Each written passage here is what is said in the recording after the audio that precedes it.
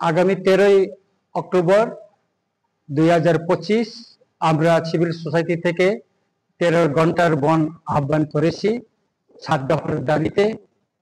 কিন্তু বিভিন্ন সমাজের বিভিন্ন অংশের সঙ্গে কথা বলে, সিভিল সোসাইটির লোকেদের সঙ্গে কথা বলে এবং অন্যান্য সমাজের বিভিন্ন যারা আমাদের বুদ্ধিজীবী মহল তাদের সঙ্গে কথা বলে আমরা তাদের অনুরোধটা আমরা রাখতে হয়েছে যে যাতে দেওয়ালির আগে অথবা কালী পূজার আগে অনুরোধ করেছেন আমাদেরকে যাতে আপনারা বন আহ্বান না করেন, আমাদেরকে যাহা থেকে আসা যাওয়া বা পূজা পার্বণের এই সিজনে যারা আপনারা বন না করে তাদের